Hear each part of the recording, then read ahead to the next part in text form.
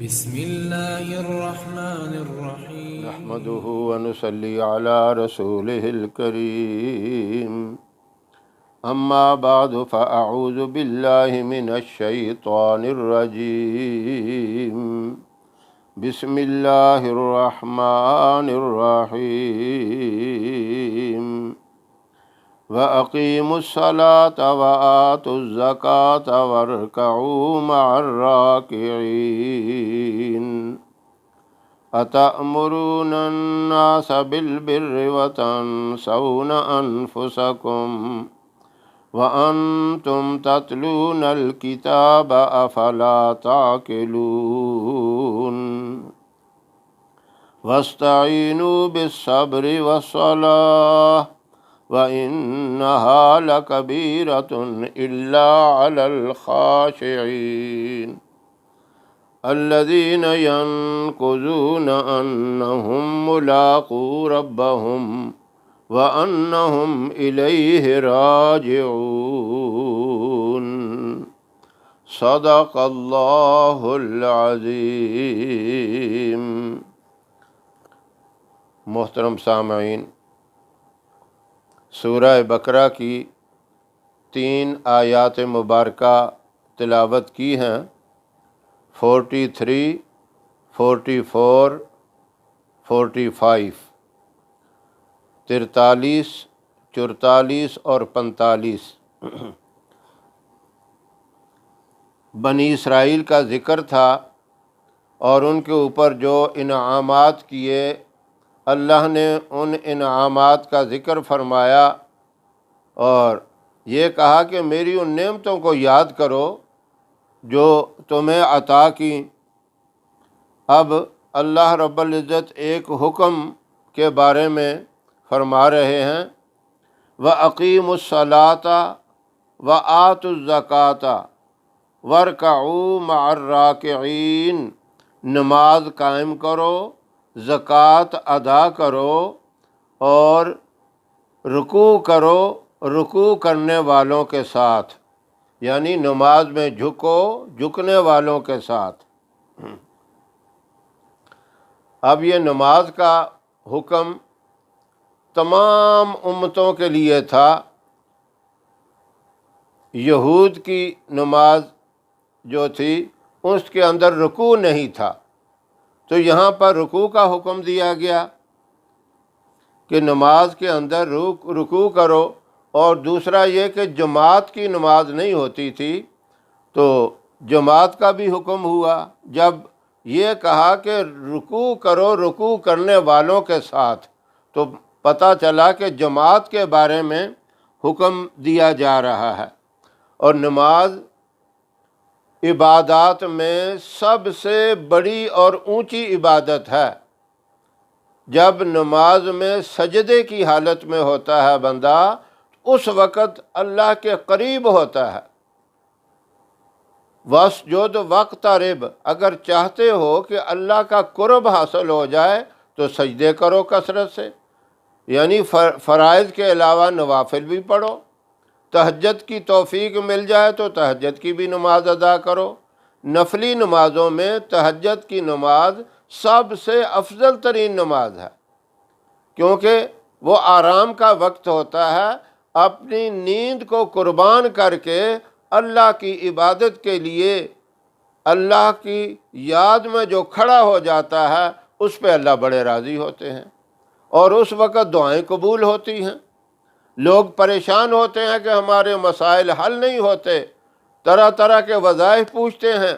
سب سے بڑا وظیفہ یہ ہے کہ تہجد کے ٹائم اٹھ کر اللہ کے حضور گڑ گڑاؤ، عاجزی کرو، بڑی سے بڑی پریشانی بھی حل ہو جائے گی۔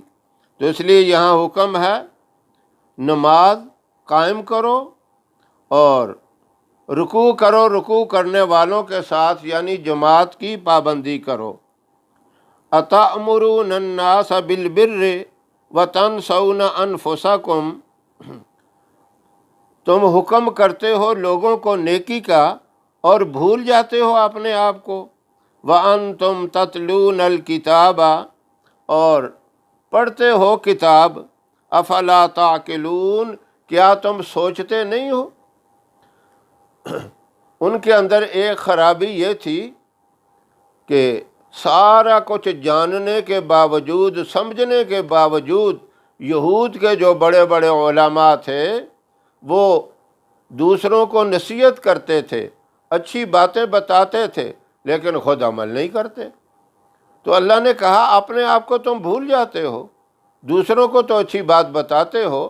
واعظ کے لیے یہ ضروری ہے جو بات دوسروں کو بتائے اس کے اوپر خود بھی عمل کرے۔ جب بار بار دوسروں کو کہتا رہے گا تو اس کا ضمیر اسے خود ملامت کرے گا کہ تو دوسروں کو تو کہتا ہے لیکن خود عمل نہیں کرتا۔ ان کے اندر ایک یہ چیز تھی، دوسروں کو کہتے تھے اور اپنے آپ کی پرواہ نہیں کرتے تھے، خود عمل نہیں کرتے تھے۔ آگے فرمایا وَاسْتَعِینُوا بِالصَّبْرِ وَالصَّلَاةِ، اللہ سے مدد طلب کرو نماز کے ساتھ اور صبر کے ساتھ۔ یہ دو بڑی اہم چیزیں ہیں، نیک لوگوں کی صفات میں سے یہ صفت ہے، انبیاء علیہ السلام کی یہ صفات ہیں۔ نماز خشوع اور خضوع کے ساتھ، نورانیت کے ساتھ پورا دل لگا کے پڑھا کرتے تھے اور صبر کیا کرتے تھے، ہر مصیبت اور پریشانی کے اوپر صبر کرتے تھے۔ صبر کرنے والوں کے ساتھ اللہ کی مدد ہوتی ہے۔ ان اللہ مع الصابرین کہا، جو صبر کرتے ہیں اللہ کی مدد ان کے ساتھ شامل حال ہوتی ہے۔ کوئی مصیبت آ جائے، پریشانی آ جائے، دکھ اور تکلیف آ جائے، اس کے اوپر واویلا کرنا، چیخنا اور چلانا، سینہ کوبی کرنا، یہ چیز اللہ کو پسند نہیں ہے، بلکہ صبر سے کام لے، اللہ سے مدد طلب کرتا رہے۔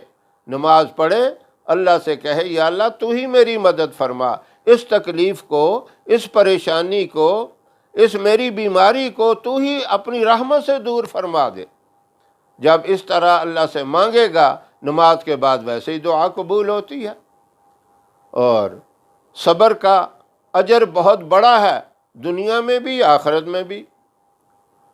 اسماعیل علیہ السلام نے بھی اپنے والد سے کہا تھا کہ آپ مجھے صبر کرنے والوں سے پائیں گے، صبر کرنے والوں میں سے پائیں گے۔ اللہ نے جو حکم دیا ہے دیر نہ کریں، فوراً اس کے اوپر عمل کریں۔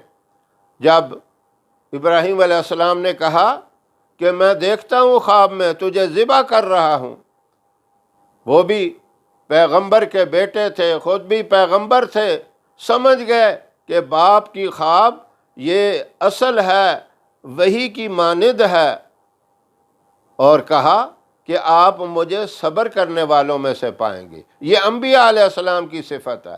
تو کوئی تکلیف آ جائے، پریشانی آ جائے، اس کے اوپر صبر کرنا ہے۔